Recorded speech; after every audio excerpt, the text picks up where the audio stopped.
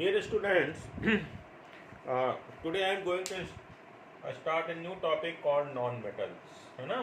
इसके पहले हम लोगों ने मेटल पढ़ा था। आज हम लोग पढ़ेंगे नॉन मेटल और इसकी प्रॉपर्टीज। तो इसमें हम लोग पढ़ने जा रहे हैं पहला point, physical properties of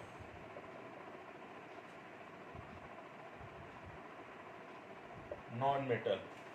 physical properties of non metal, है ना। Second point is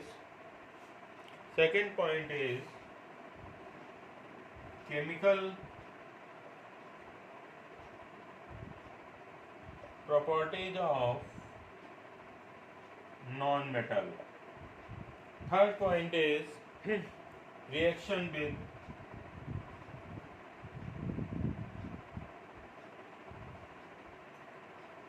oxygen. Fourth point is reaction with water, and the fifth point is reaction with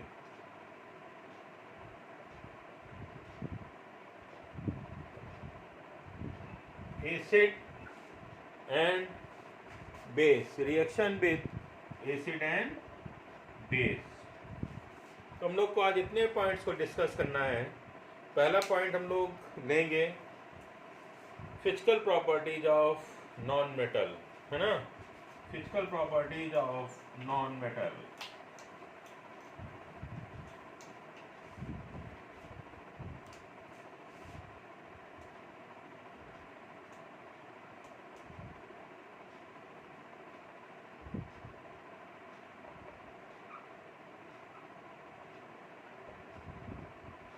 physical properties of non metal. तो हम लोगों ने जैसे metal में देखा था कि मेटल हमारी क्या थी, हार्ड होती हैं, मेटल लश्रस होती हैं। नॉन मेटल में सारी प्रॉपर्टीज मेटल की अपोजिट होंगी। जैसे कि मेटल यदि हार्ड है तो नॉन मेटल क्या होंगी, सॉफ्ट। यदि मेटल लश्रस थी तो ये नॉन मेटल क्या होंगी, डल। तो पहला पॉइंट क्या हो गया, they are soft and dull in appearance. पहला पॉइंट, है ना। और सेकंड पॉइंट क्या है कि मेटल को हमने देखा था, जब हम लोग उसे हैमर करते थे तो वो एक थिन शीट के फॉर्म में चेंज हो जाती थी। Means metal are malleable. लेकिन नॉन मेटल में ऐसा नहीं होता है। नॉन मेटल को आप जब हैमर करोगे तो वो एक पाउडर के फॉर्म में कन्वर्ट हो जाती हैं, है ना। तो उसको हम लोग लिख लेते हैं, दे break down into a powdery mass when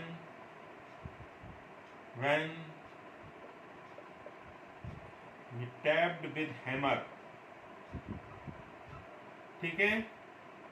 third point क्या है कि दे आर नॉट सोनोरस। है ना। जब हम लोग मेटल को जब एक हम बीट करते हैं तो उसमें से आवाज़ आती है, लेकिन नॉन मेटल में ऐसा नहीं होता है ना। जब आप एक लकड़ी के आप बक्से को जब आप जब आप बीट करोगे या उसको मतलब हैमर से ठोकोगे तो उसमें उतनी आवाज़ नहीं आएगी जितनी मेटल में आएगी, है ना। तो मतलब थर्ड पॉइंट क्या है, non metals are non sonorous, है ना, कि ये सोनोरस नहीं है ना। और फोर्थ इज कि they are poor conductor of heat and electricity. They are poor conductor of heat and electricity. They are poor conductor of heat and electricity, है ना। They are poor conductor of heat and electricity. ठीक है। तो ये कुछ इसकी physical properties थी। Now अब हम लोग नॉन मेटल के यदि एग्जाम्पल देखें तो नॉन मेटल के एग्जाम्पल कौन कौन से हो सकते हैं। जैसे सल्फर गैस है, it is non metal. Oxygen gas है, it is non metal. Chlorine है, इट इज नॉन मेटल, ठीक है ना। हीलियम है, इट इज नॉन मेटल। ये सारी नॉन मेटल के एग्जाम्पल्स हैं, है ना। हम लोग देखेंगे chemical properties of non metals.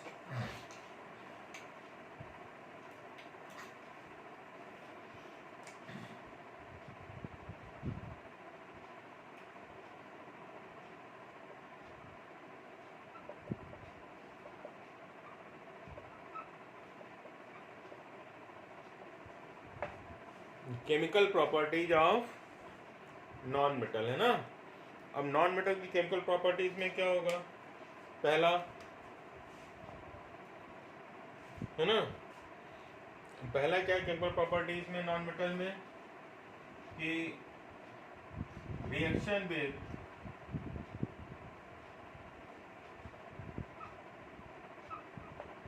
Air,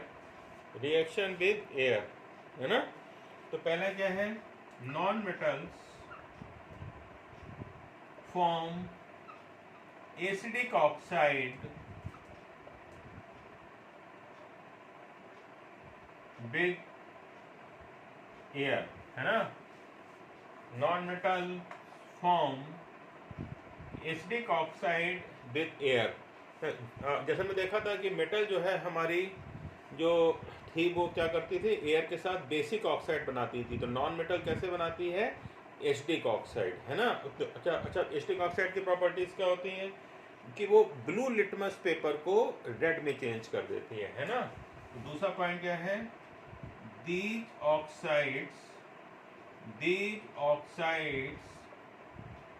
turn blue litmus red. These oxides turn blue litmus red. इसके हम लोग एक एक्टिविटी भी कर सकते हैं। एक्टिविटी देखिए कैसे करेंगे कि एक हमने पहले क्या लिया कि एक हमने स्पून लिया और उस स्पून में हमने सल्फर ले लिया। यहाँ क्या है? ये सल्फर है। अब हमने सल्फर को बर्न किया, इसको हमने हीट किया। यहाँ से हमने इसको हीट करना शुरू किया। तो जब हीट करना शुरू किया तो ये सल्फर क्या होगी? बर्न होगी। और सल्फर बर्न होके ये गैस बना लेगी। किसमें हो जाएगा? गैस में बदल जाएगी, ठीक है ना। और फिर क्या होगा कि जो वो गैस होगी उस गैस को बोलेंगे SO2, मतलब सल्फर इज कन्वर्टेड इनटू किसमें? SO2 gas. अब क्या होगा कि इस स्पून को हम लोग एक गिलास के टम्बलर में ले आएंगे। स्पून को हमने यहाँ पे एक होता है, ऐसे हमने गिलास के टम्बलर में स्पून को लाया और इसका हमने ऊपर से कैप बंद कर दिया। तो जो गैस है वो यहीं पे रहेगी ऐसे करके। थोड़ी देर बाद हम क्या करेंगे कि इस स्पून को हम निकाल लेंगे और स्पून को निकालने के बाद इस टम्बलर में क्या होगा कि केवल SO2 गैस है। यहाँ पे SO2 गैस है, ये हमने क्लोज कर दिया। अब हमने क्या किया कि इस कैप को हटा के ऊपर से वाटर डाला, ऊपर से हटा के वाटर डालना। तो वाटर और SO2 मिलके क्या बनाएगा? H2SO3।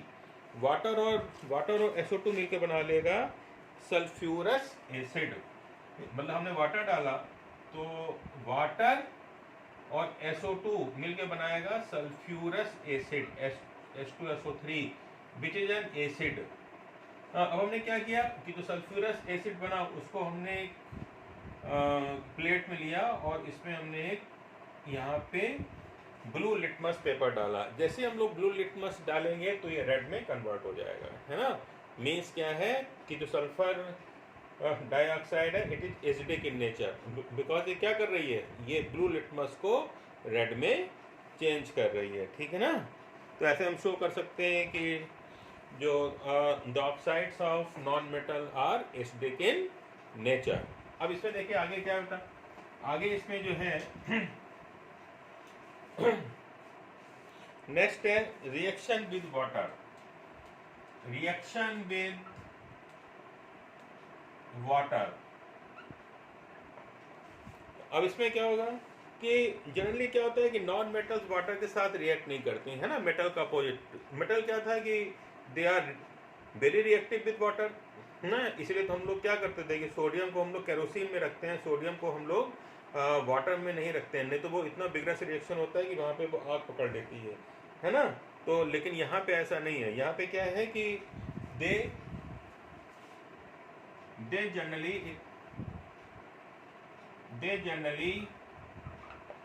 Do not react with water, है ना। तो ये आपको याद रखना है कि मेटल्स जनरली क्या है कि वाटर के साथ रिएक्ट नहीं करती, है ना। नेक्स्ट है कि reaction with acid and base, है ना। अच्छा, लेकिन इसमें एक प्रॉपर्टी है कि ये वाटर के साथ तो रिएक्ट नहीं करती, लेकिन ये नॉन मेटल्स क्या है, ये मतलब एयर के साथ रिएक्टिव हो सकती हैं, है ना। जैसे कि इसका एग्जांपल है फास्फोरस। फास्फोरस में क्या है,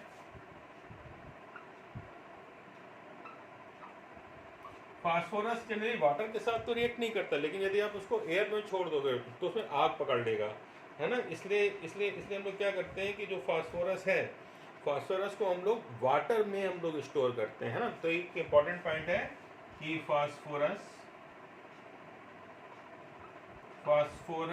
is very reactive, phosphorus is very reactive with air,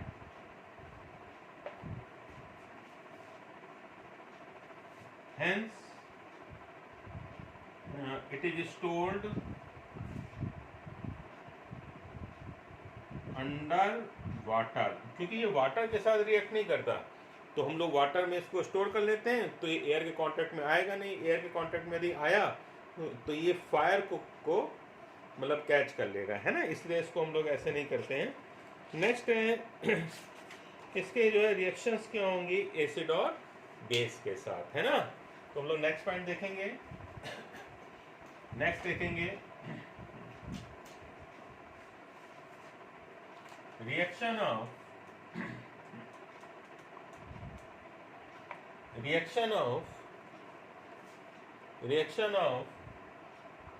non metals with acid and base, है ना। तो अब आपको मालूम है कि नॉन मेटल खुद ही एसिडिक होती हैं, तो एक एसिड के साथ तो रिएक्ट करेगा नहीं। तो उसकी पहले की प्रॉपर्टी क्या है कि non metals do not react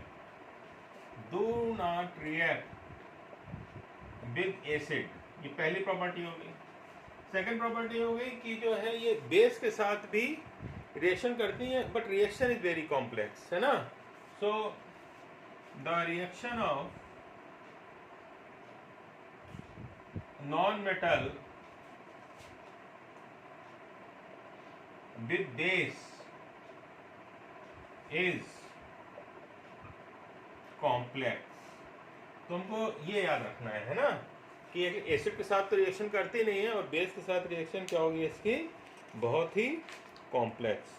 तो ये कुछ हमारे थे। अब इसके हम लोग जो है कुछ यूजेस भी देख लेते हैं। यूजेस ऑफ नॉन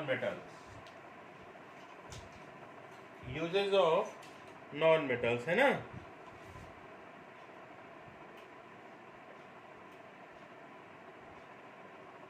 तो पहला यूज क्या है, it is used in water purification. कि नॉन मेटल्स हम कहाँ यूज करते हैं, वाटर प्यूरिफिकेशन में, है ना। दूसरा कहाँ यूज करते हैं, it is used in crackers, जो पटाखे होते हैं, मतलब उसमें भी हम लोग क्या यूज करते हैं, नॉन मेटल। जैसे वहाँ पे हम लोग सल्फर यूज करेंगे, फास्फोरस यूज करेंगे, इस टाइप से, है ना। और तीसरा पॉइंट है it is used in fertilizers, है ना। आपने तो देखा ही है कि जो हमारा जितने भी नाइट्रोजनस फर्टिलाइजर हैं, जैसे यूरिया हो गया, है ना। तो अब यूरिया में क्या होता है, नाइट्रोजन होता है, डायमोनियम फास्फेट हो गया, उसमें फास्फोरस होता है। ये सब चीज़ें प्लांट की ग्रोथ के लिए काफ़ी इंपॉर्टेंट है, ठीक है। तो आजकल क्या होता है कि हम लोग फर्टिलाइजर में भी नॉन मेटल्स को यूज़ बहुत करते हैं, ठीक है ना। अब हम लोग आते हैं रिकैपिचुलेशन में, है ना। रिकैपिचुलेशन,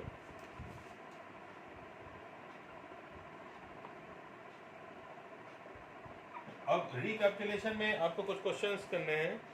जैसे कि मैं कॉलम ए में लिखूं S+O2, दूसरा लिखूं C+O2 और तीसरा लिखूं फास्फोरस। तो आपको इससे मैच करना है। एक जगह लिखा है SO2, then CO2 and then very reactive, है ना, वेरी रिएक्टिव। और होमवर्क में आपको क्या करना है, होमवर्क में right the name of any 10 non metals, ये आपको याद करना है ना।